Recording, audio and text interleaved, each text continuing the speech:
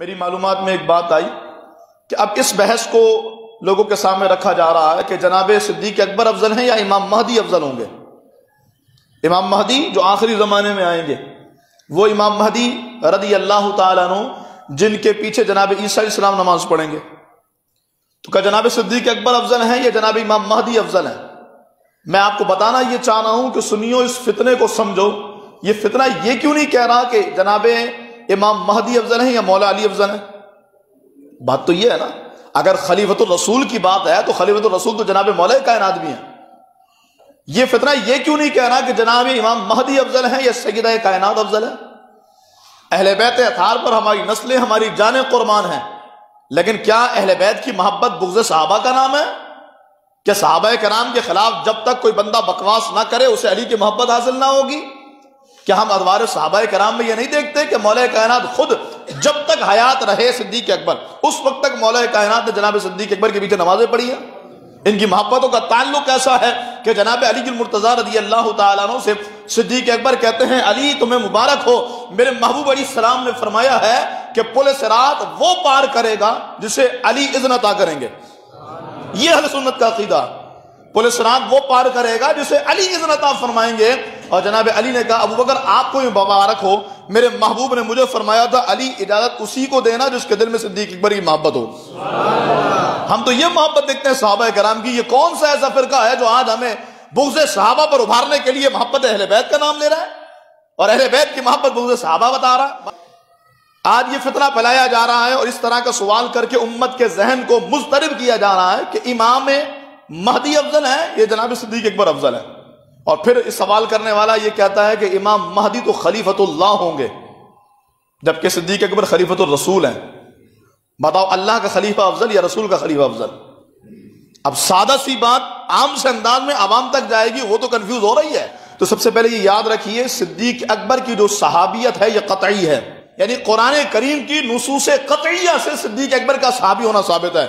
ثانیت نہیں اذ ہما فی الغار اذ یقول لصاحبہ، اللہ فرماتا ہے وہ دو میں دوسرے تھے جب وہ دونوں غار میں تھے۔ کون؟ میرے مصطفیٰ اور جناب صدیق اکبر۔ اور یہ ہم نے نہیں، یہ کالوں نے بھی لکھا ہے، کالوں کو ماننا پڑا نا۔ میرے حبیب علیہ السلام کی فراست ایسی تھی کہ بسترے پر مولا علی کو چھوڑ کر کے آئے ہیں، علی تم رکو، صبح سامان دے کر واپس آنا، امانتیں دے کر واپس آنا، تاکہ کسی کالے کو موقع نہ ملے بولے نہیں علی صاحب تھے غار ثور میں۔ بس علی اپنا کام انجام دے رہے تھے، علی کی شان اپنی جگہ پر، علی کا مرتبہ اپنی جگہ پر۔ سرکار ابو بکر کو ساتھ لے کر آتے ہیں، قرآن کہتا ہے جب وہ دونوں غار میں تھے تو انہوں نے اپنے صاحب سے کہا، تو جو یقولو کا فاعل ہے وہ جناب رسول اللہ صلی اللہ علیہ وسلم ہے۔ سرکار نے کہا صاحب ہی، اپنے صاحب سے۔ کون صاحب ہے؟ کون صحابی ہے جس سے حضور نے کہا یہ کالے بھی لکھتے ہیں اور یہ تو امت کا اجماع اس بات پر کہ یہاں مراد جناب صدیق اکبر ہیں۔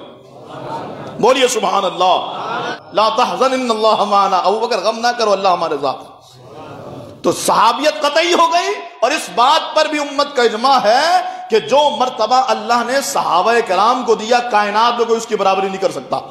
سرکار فرماتے ہیں تم احد پہاڑ جتنا سونا خیرات کرو اور میرا صحابی ایک مد، کلو سوا کلو اگر جو خیرات کرے تو احد پہاڑ جتنا سونا خیرات کرنے والا بھی میرے صحابی کے اس سوا کلو کی نیکی کو نہیں پہنچ سکتا۔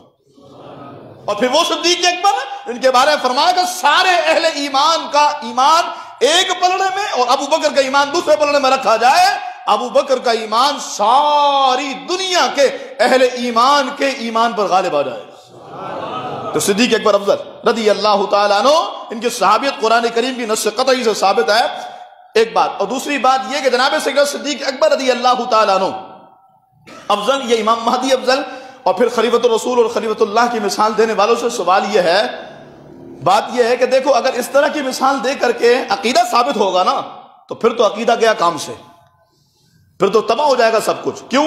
اس لیے کہ پھر سوال کرنے والا جب یہ سوال کر سکتا ہے کہ خلیفۃ اللہ افضل یا خلیفۃ الرسول افضل، امام مہدی خلیفۃ اللہ ہیں اور جناب صدیق اکبر خلیفۃ الرسول ہیں، تو پھر سوال یہ بھی بنتا ہے کعبۃ اللہ شریف میں اللہ کا گھر اور مدینہ شریف میں سرکار خود موجود، افضل کون ہے؟